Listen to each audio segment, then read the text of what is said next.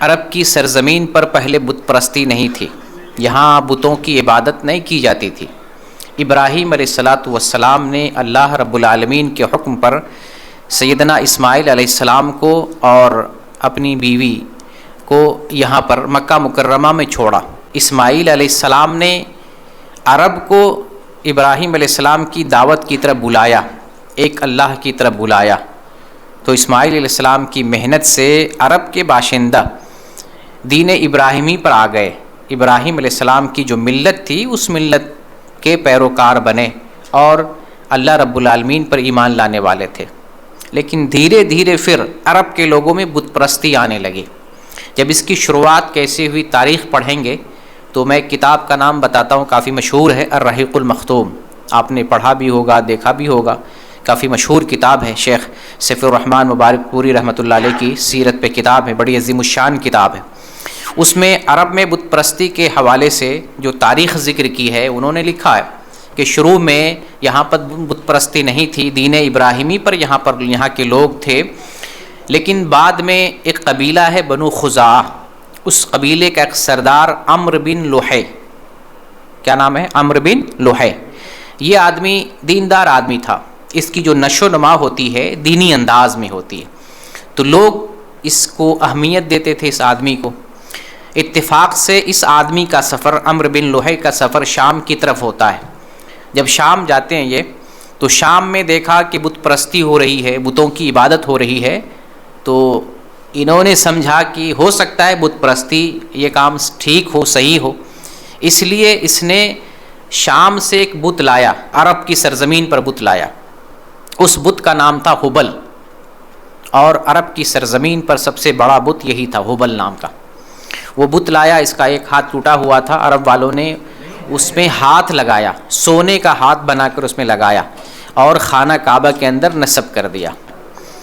تو چونکہ اہل عرب مکہ کو اور خانہ کعبہ کو عظمت کی نگاہ سے دیکھتے تھے، تو جو خانہ کعبہ کے اندر جو چیز تھی اس کو بھی عرب والوں نے زیادہ اہم سمجھا، اس کی تعظیم کرنے لگے۔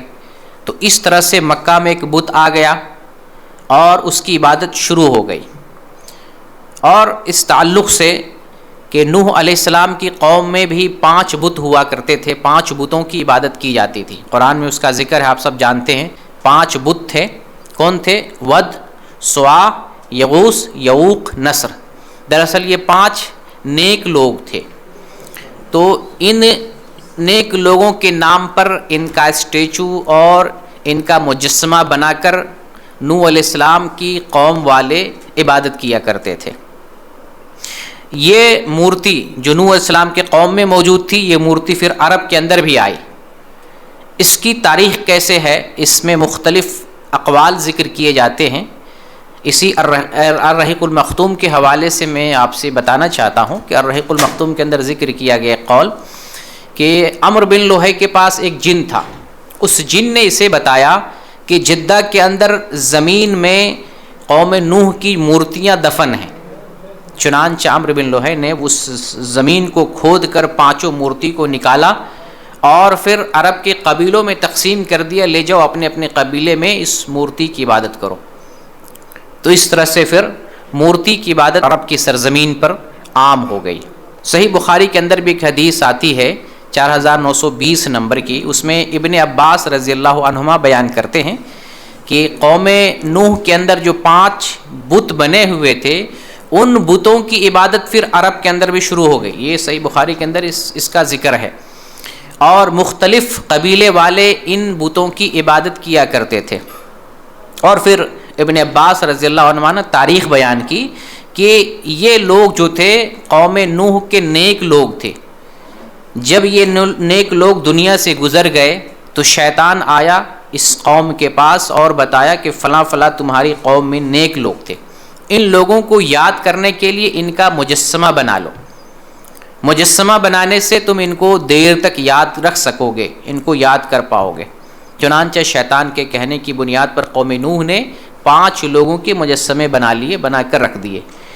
جب وہ لوگ دنیا سے مٹ گئے، چلے گئے، جنہوں نے مجسمہ بنایا تھا، ابھی عبادت شروع نہیں ہوئی تھی، ابھی صرف مجسمہ بنایا گیا تھا، جب وہ لوگ دنیا سے چلے گئے جن لوگوں نے مجسمہ بنایا تھا، تو پھر شیطان دوبارہ آتا ہے اور یہ بتاتا ہے کہ ان مجسموں کے پاس صرف تم بیٹھتے ہو، ان کا نام لیتے ہو، ان کی عبادت شروع کرو، ان کی پوجا کرو، ان کی پرستش کرو، ان کو مانو، ان کا طواف کرو، نظر و نیاز کرو اور رکوع سجود کرو، تب ہوگا۔ تو پھر جب بعد والی نسل ہے ان مورتیوں کی عبادت شروع کر دی، تو یہی عبادت قوم نوح کی عبادت، مورتیوں کی عبادت عرب قوم کے اندر بھی آ گئی۔